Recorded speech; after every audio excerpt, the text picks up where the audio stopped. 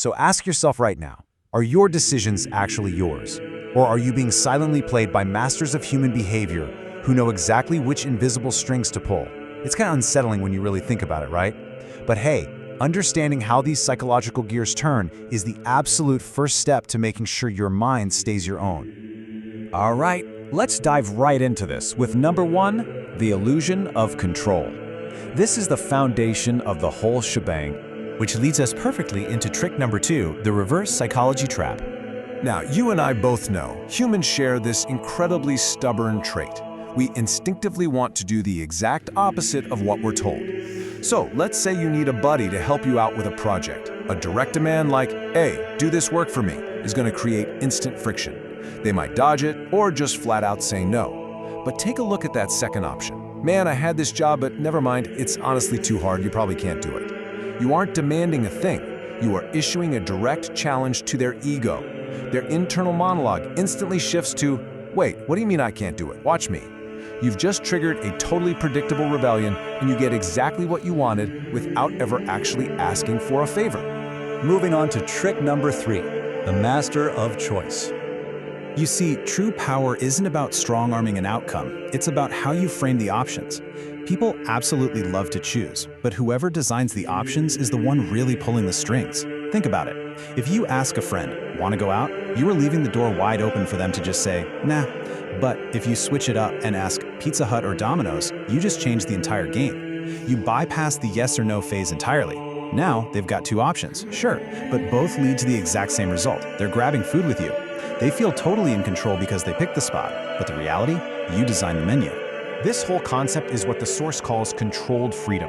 Look, deep down, people don't actually want absolute, overwhelming freedom. It's paralyzing. What we really want is the illusion of freedom to keep our egos happy. This is exactly why massive brands throw out those buy one, get one, or buy two, get 50% off deals. You walk out of the store feeling like an absolute genius who just gamed the system. But the marketer, they just guaranteed you spent your hard-earned cash and walked away with way more stuff than you actually planned to buy. They gave you controlled freedom, and by doing that, they became the master of your choice. All right, let's look at trick number 4, hijacking emotions and guilt. So, logic is great and all, but emotion is the actual engine driving human action. When you figure out how to leverage feelings, you can completely bypass a person's natural defenses. Imagine you've got a friend who keeps flaking on your plans. If you hit them directly with, "You never make time for me," they're going to get defensive and probably pull away even more. But if you say, "Hey, I get it. If I were important, you'd find time," notice how you haven't attacked them at all. Instead, you've just held up an emotional mirror right to their face. You've triggered their guilt, and without you forcing the issue, they'll be the ones scrambling to reach out, explain themselves, and apologize. And this brings us to what's called the emotional hijack. It's that precise psychological moment where logic just completely leaves the chat. Under the heavy influence of shock, love, guilt, or fear, someone makes a decision based entirely on that fleeting feeling rather than, actual reality. The core takeaway here from our source material is wild. Whoever controls the emotion holds the remote control to the brain. And honestly, we see this play out on the absolute biggest stages. Just look at how political campaigns operate, and this goes for any side of the aisle.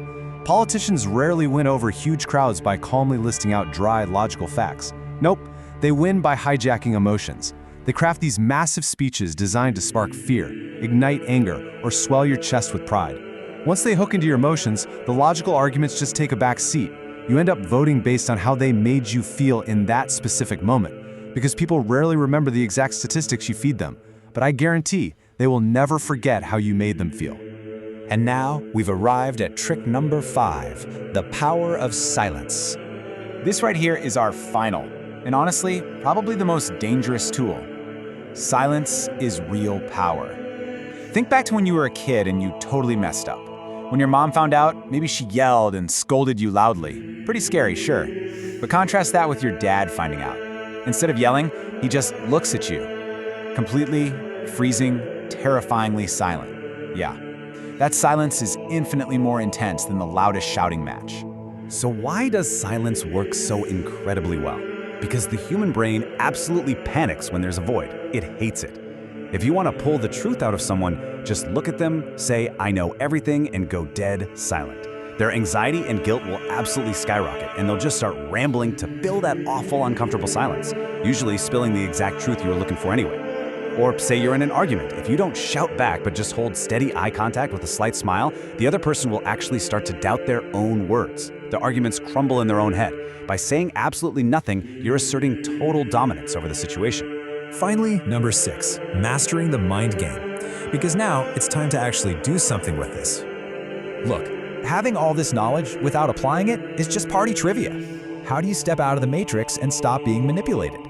Our source lays out this awesome 7-day challenge to build a sharper, more powerful version of yourself. Step 1. For the next week, really observe the choices people present to you. Ask yourself, are you being handed controlled freedom? Step 2. Recognize your own emotional triggers. When someone talks to you, try to catch that emotional hijack before it takes hold. And step 3. Practice the power of silence. The next time you get that overwhelming urge to over-explain yourself or yell during a fight, just stop. Hold eye contact, stay totally silent, and just watch how fast the dynamic shifts right back in your favor. So, take these tools, use them to guard yourself against manipulation, and apply them smartly in your own life. Because once you understand these unseen forces, everything shifts. I'm going to leave you with this one final hanging thought.